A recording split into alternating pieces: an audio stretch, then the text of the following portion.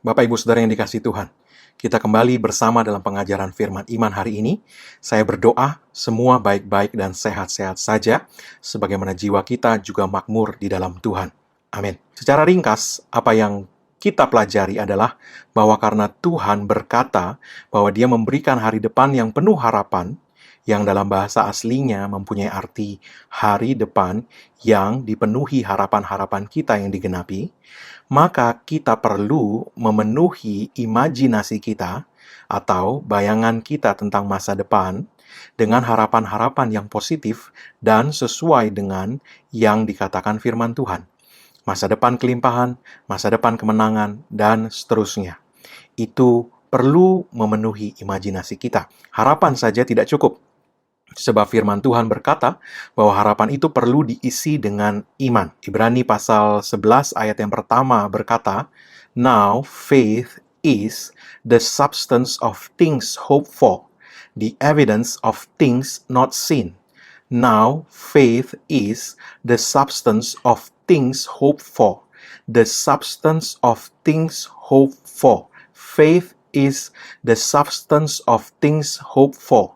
Iman adalah substansi atau zat supranatural yang mengisi pengharapan. Dan Yesus berkata bahwa imanlah yang membuat apa yang kita harapkan terjadi. Jadi, tidak cukup hanya pengharapan saja, kita perlu mengisi pengharapan kita dengan iman. Yesus berkata dalam Matius pasal 9 ayat 29, lalu Yesus menjamah mata mereka sambil berkata, "Jadilah kepadamu menurut imanmu."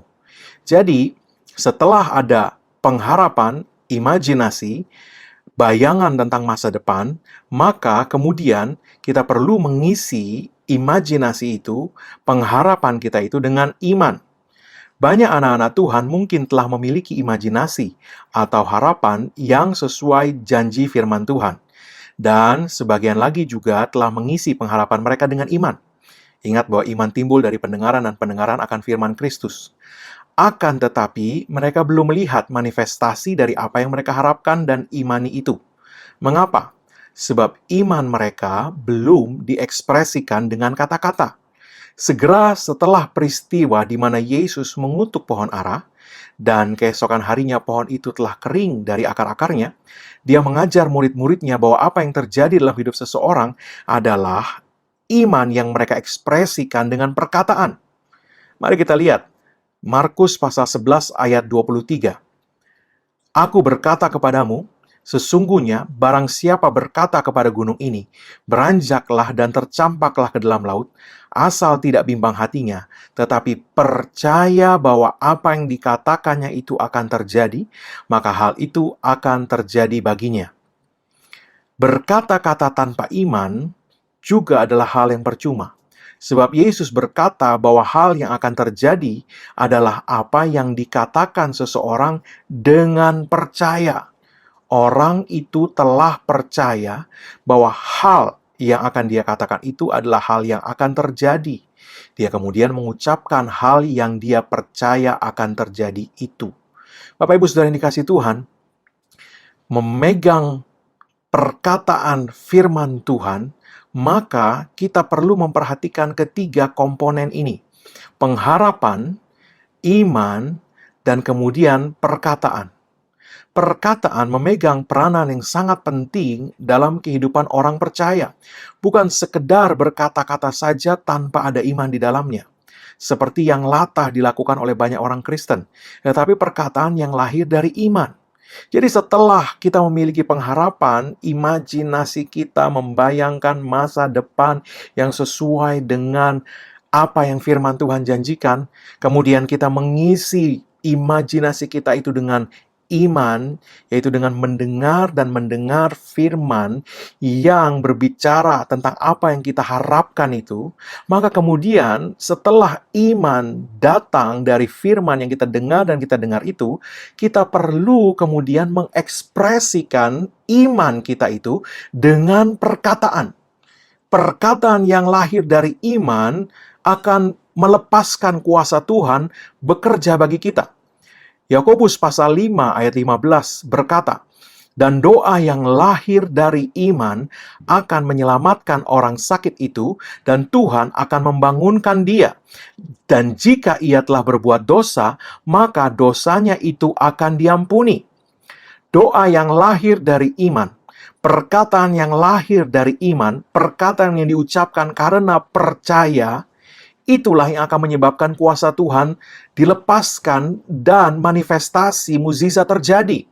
Bapak Ibu Saudara yang dikasihi Tuhan, 2 Korintus pasal 4 ayat 13 berkata, "Namun karena kami memiliki roh iman yang sama seperti ada tertulis, aku percaya sebab itu aku berkata-kata, maka kami juga percaya dan sebab itu kami juga berkata-kata." Perhatikan, dikatakan aku percaya sebab itu aku berkata-kata. Ini kata-kata yang lahir dari iman. Aku percaya sebab itu aku berkata-kata. Inilah perkataan yang lahir dari iman. Firman Tuhan berbicara mengenai perkataan seperti ini. Perkataan yang lahir dari iman. Perkataan yang lahir karena seseorang mempercayai apa yang Tuhan janjikan, apa yang Tuhan katakan. Ayub pasal 22 ayat 28 berkata mengenai perkataan yang lahir dari iman itu. Dikatakan demikian dalam bahasa Inggris New King James, "You will also declare a thing, and it will be established for you. So light will shine on your ways." Engkau akan mendeklarasikan sesuatu, dan hal itu akan terlaksana bagimu. Itulah perkataan yang lahir dari iman. Perkataan seperti ini menyebabkan kuasa Tuhan dilepaskan untuk bekerja, membuat apa yang kita deklarasikan itu terlaksana. So light will shine on your ways. Jadi dengan cara inilah kita akan melihat terang bersinar atas jalan-jalan hidup kita. Bagaimana tadi? You will also declare a thing. Kamu, kita, harus mendeklarasikan sesuatu. Dan ingat tadi, perkataan kita lahir dari iman, lahir dari percaya.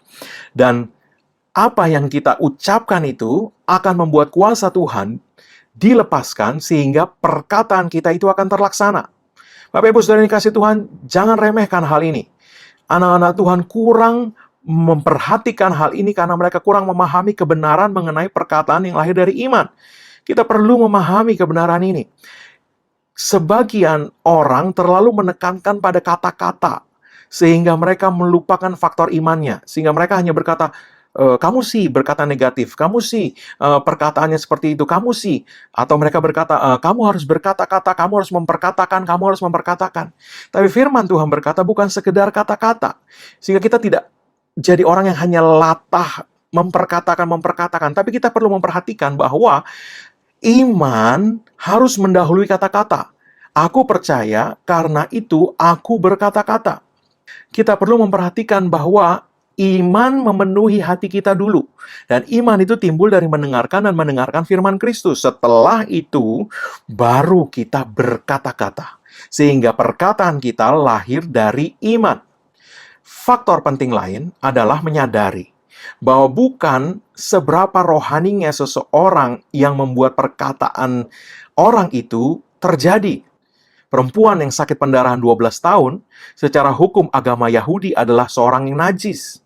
Akan tetapi perkataannya yang lahir dari iman menyebabkan kuasa Tuhan dilepaskan untuk bekerja atas tubuhnya. Sekali lagi, secara hukum agama Yahudi, dia adalah orang yang najis. Dia bukan orang yang rohani. Tetapi karena ada iman yang kemudian diekspresikan dengan kata-kata, maka kuasa Tuhan dilepaskan untuk bekerja. Mari kita lihat, Markus pasal 5 ayat 27-30 berkata, "Dia sudah mendengar berita-berita tentang Yesus, maka di tengah-tengah orang banyak itu, ia mendekati Yesus dari belakang dan menjamah jubahnya. Sebab katanya, asal kujamah saja jubahnya, aku akan sembuh." Seketika itu juga, berhentilah pendarahannya, dan ia merasa bahwa badannya sudah sembuh dari penyakitnya. Pada ketika itu juga Yesus mengetahui bahwa ada tenaga yang keluar dari dirinya. Lalu ia berpaling di tengah-tengah orang banyak dan bertanya, "Siapa yang menjamah jubahku?" Iman yang timbul dari mendengar berita-berita tentang Yesus, yang kemudian diekspresikan dengan kata-kata, asal kujamah saja jubahnya aku akan sembuh, itulah yang menyebabkan kuasa dilepaskan dari Yesus dan menyembuhkan perempuan ini. Bapak Ibu Saudara yang dikasihi Tuhan, perhatikan. Dikatakan bahwa dia sudah mendengar berita-berita tentang Yesus. Kemudian, Karena iman timbul dari mendengar dan mendengar firman Kristus, maka ayat 28 berkata, dia berkata-kata, asal ku jamah saja jubahnya aku akan sembuh. Ingat, ada iman dulu, baru kemudian diekspresikan dengan kata-kata. Ini adalah perkataan yang lahir dari iman. Maka apa yang terjadi? Sekalipun Yesus pada saat itu tidak sedang memperhatikan perempuan ini, kuasa Tuhan dilepaskan.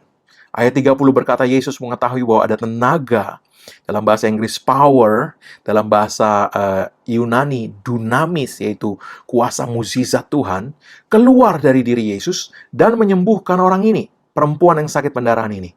Bapak Ibu Saudara yang dikasih Tuhan, kita melihat di sini bahwa bukan soal berapa rohaninya seseorang atau berapa besar iman seseorang, sebab tidak dikatakan iman perempuan ini besar atau kecil, bahkan tidak secara khusus disebut kata iman di situ. Tapi kita tahu dari bahwa dia mendengar berita-berita tentang Yesus. Roh Kudus dengan spesifik menyatakan bahwa dia mendengar berita-berita tentang Yesus, ya. Dan kita tahu bahwa iman timbul dari pendengaran dan pendengaran akan firman Kristus. Jadi, perempuan ini sudah memiliki iman, dan kemudian dari iman itu lahir perkataan, asal ku jamah saja jubahnya, aku sembuh. Dan firman Tuhan tadi berkata, engkau akan mendeklarasikan sesuatu, dan hal itu akan terlaksana. Maka itulah yang terjadi kepada perempuan ini. Bapak Ibu Saudara yang dikasih Tuhan, perempuan ini mengekspresikan imannya dengan perkataan. Itulah yang penting dalam hal ini. Sangat penting untuk kita perhatikan bahwa kita tidak hanya berkata-kata, tapi kita juga tidak hanya mengisi diri kita dengan iman. Tetapi iman kita perlu diekspresikan dengan kata-kata. Itulah yang membuat kuasa Tuhan dilepaskan dan apa yang kita ucapkan menjadi terlaksana. Yeremia pasal 1 ayat 9-10 mengatakan, lalu Tuhan mengulurkan tangannya dan menjamah mulutku. Tuhan berfirman kepadaku, sesungguhnya aku menaruh perkataan-perkataanku ke dalam mulutmu. Ketahuilah pada hari ini, aku mengangkat engkau atas bangsa-bangsa dan atas kerajaan-kerajaan untuk mencabut dan merobohkan, untuk membinasakan dan meruntuhkan, untuk membangun dan menanam. Wow! Kita bisa melihat betapa berkuasanya perkataan yang lahir dari iman kepada firman Tuhan itu. Perkataan-perkataan yang lahir dari iman itu menempatkan kita di atas bangsa-bangsa dan kerajaan-kerajaan sekalipun. Artinya, perkataan yang lahir dari iman memberikan kepada kita otoritas untuk memerintah, dan perkataan kita itu bahkan mempunyai kuasa atau efek kepada bangsa dan kerajaan sekalipun. Renungkan ini. Perkataan-perkataan yang lahir dari iman itu berkuasa untuk mencabut, merobohkan, membinasakan, meruntuhkan, menanam, dan membangun.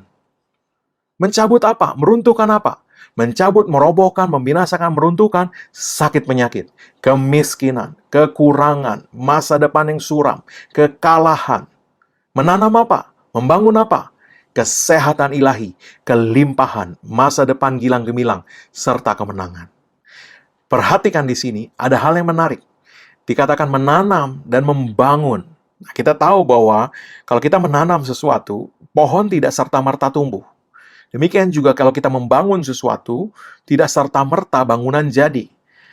Dengan kata lain, perkataan yang kita ucapkan itu, sekalipun tidak serta-merta kita lihat hasilnya, dia sedang menanam dan membangun sesuatu. Nah, oleh sebab itu, kita tidak bisa membiarkan iman kita surut dan perkataan kita berubah. Kita perlu menjaga kondisi iman kita dengan terus mendengar dan mendengar firman Kristus, dan dengan demikian memperkatakan perkataan yang sama dan tidak berubah. Perkataan yang lahir dari iman yang kita pelihara itu tadi. Bapak Ibu Saudara yang dikasih Tuhan, hal terakhir yang akan kita bahas hari ini adalah kuasa nama Yesus dalam hubungannya dengan perkataan kita.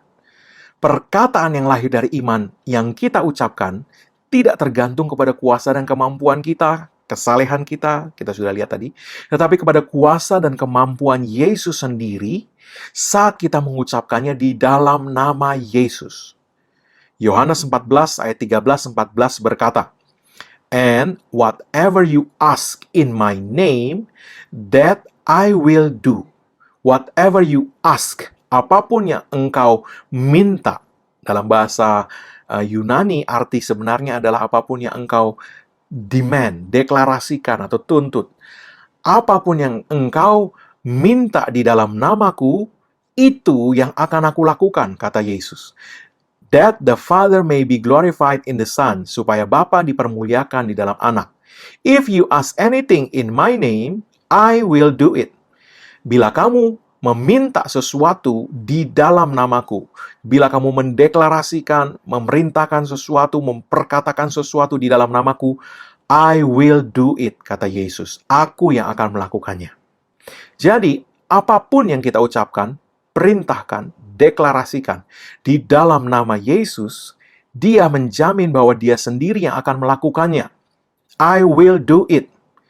Jadi, kita melihat bahwa bukan tergantung kepada kemampuan atau kuasa kita. Seringkali orang tidak berani berkata-kata, atau mungkin berpikir, saya kurang rohani, saya kurang saleh, atau apapun juga macam-macam penuduhan yang iblis lontarkan, yang membuat kita berpikir, atau mungkin saya kurang melakukan ini dan itu, apa ada kuasa yang mengalir dari saya. Jangan tertipu oleh tipu muslihat iblis ini.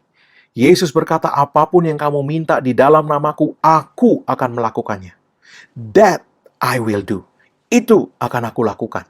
Jadi, bukan tergantung kepada kemampuan atau kuasa kita, tapi kepada kuasa dan kemampuan Yesus sendiri. Apa yang kita ucapkan itu akan Dia lakukan. Supaya apa tadi? Supaya nama Bapa dipermuliakan. Haleluya. Bapak, Ibu, Saudara yang dikasihi Tuhan, ini waktunya kita memperhatikan dengan serius apa yang Tuhan katakan ini. Kita sudah berdoa, mungkin kita sudah merenungkan firman Tuhan, ya, kita sudah mengisi imajinasi kita dengan harapan yang sesuai dengan firman Tuhan, dan bahkan mungkin juga sudah mengisi imajinasi, mengisi harapan kita itu dengan substansi supranatural yang namanya iman itu tadi. Dan iman itu tadi apa? Timbul dari pendengaran dan pengenalan akan firman Kristus. Akan tetapi, kita belum membuat perkataan yang lahir dari iman. Hidup dan mati dikuasai lidah, kata firman Tuhan. Jadi kita tahu bahwa bahkan hidup dan mati, kuasa atas hidup dan mati ada dalam perkataan yang lahir dari iman. Jadi jangan sepelekan dan tidak menggunakan apa yang Tuhan sudah sediakan untuk kita, untuk mencabut, merobohkan, membinasakan, dan meruntuhkan semua yang jahat dari hidup kita. Dan menanam serta membangun segala yang baik untuk hidup kita. Miliki imajinasi yang sesuai dengan janji Tuhan. Penuhi imajinasi kita dengan iman yang timbul dari mendengar dan mendengar firman Tuhan. Dan ekspresikan iman kita dengan perkataan. Perkataan kita yang lahir dari iman akan menyebabkan kuasa Allah dilepaskan dan melaksanakan apa yang kita katakan itu. Masa depan kita adalah masa depan yang gilang gemilang di dalam nama Yesus. Amin. Bapak, Ibu, Saudara yang dikasihi Tuhan, mari angkat kedua tanganmu, terimalah berkat Tuhan. Karena apa yang Yesus Kristus telah kerjakan bagi kita di kayu salib, karena curahan darahnya, karena penebusannya sempurna, maka sekarang tidak ada lagi penghukuman bagi setiap orang yang ada dalam Kristus Yesus. Engkau telah ditebus dan harganya sudah dibayar lunas. Oleh sebab itu semua kutuk tidak berlaku lagi dalam hidupmu. Yang ada hanya berkat Tuhan tercurah berlimpah-limpah memberkati engkau dalam segala hal. Oleh berkat Tuhan itu engkau naik terus tidak turun. Kau jadi kepala bukan ekor. Apa yang setanganmu dibuat Tuhan berhasil. Dengan panjang umur Tuhan mengenyangkan engkau, dan Tuhan memperlihatkan kepadamu keselamatan yang daripadanya. Umurmu minimal 120 tahun, dan dipenuhi dengan hari-hari yang baik dari Tuhan. Di dalam nama Yesus, perlindungan Tuhan, penyertaan Tuhan, kemurahan Tuhan, penyediaan supranatural Tuhan menyertaimu senantiasa. Dalam nama Yesus, amin.